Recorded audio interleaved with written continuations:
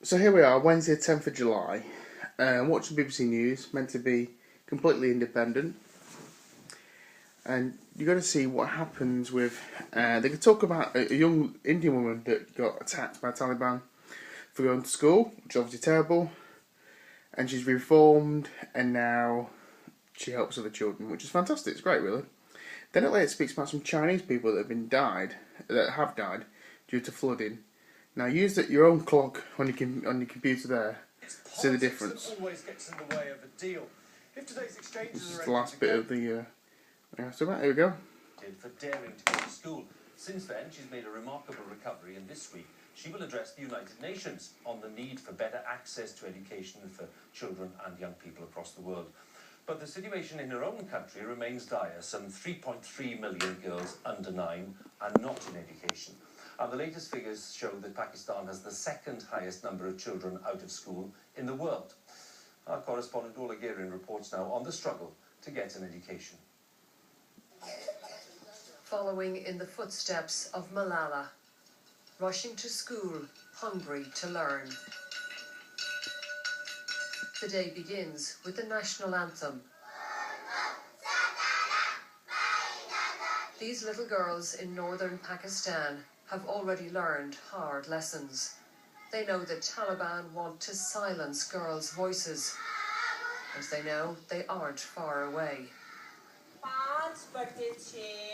The attack on Malala changed the equation here, but not the way you might expect. Well, this classroom is packed now, but teachers here tell us in the early days after Malala was shot, the school was empty. For about a month, parents were too afraid to send their daughters here. Since then, there's been a big change. Enrollments are actually up. This school now has 30 extra pupils. That's because teachers and aid workers lobbied parents to educate their daughters, and because Malala inspired them. We met some of the new pupils, like 10-year-old Taslim, who wants to be a policewoman. My mom saw what happened to Malala on TV. That made her think. After this, she decided her girls should also be in school and should get a good education. We should all follow Malala's example. Girls who were trapped at home by conservative social values now have plans and opportunities. But many children in Pakistan never see the inside of a classroom.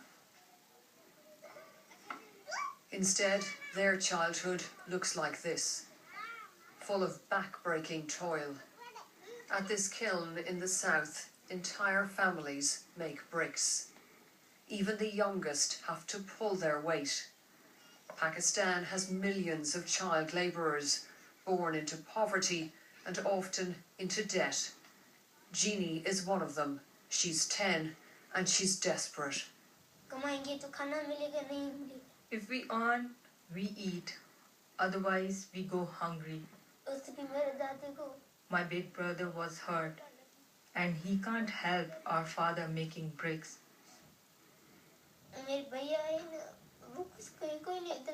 He can't make any money. So now it's only us, younger ones, who are working.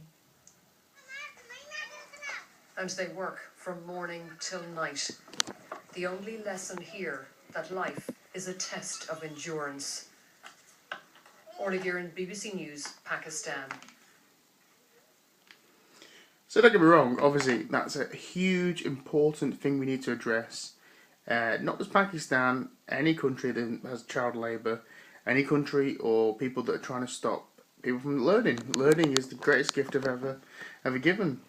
As taught by Jesus, if you're religious, and the other people that are religious, they've always taught the learning experience. So that was approximately, I missed the first part, let's give it a rough number of, say, 3 minutes. One person, yeah? So the next article is in China. Obviously we have no war with China or the Taliban or anything like that. Let's see how long this takes. Okay, we're going to wait a couple of seconds. So you can time it on your timer. We're going to be approximately 5 minutes into the video. Flooding in western China has created a landslide that has buried as many as 40 people, according to Chinese state media. Days of heavy rain and floods have damaged hundreds of homes and forced the evacuation of more than 36,000 people in Sichuan and Yunnan provinces. Well, there we go. That was 17 seconds, right? All those people have also been affected.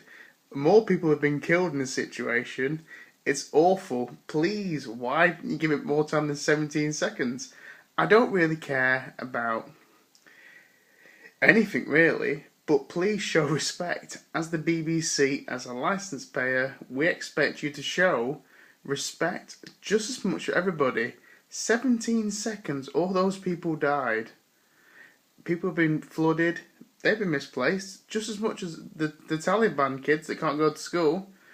17 seconds, that's disgusting, and that's coming from me, and I'm disgusting. So please, BBC, can you sort it out? If you have any comments or views or anything, please feel free to write them below. If you think I'm just an idiot, that's okay also. Thanks for watching my video, take care.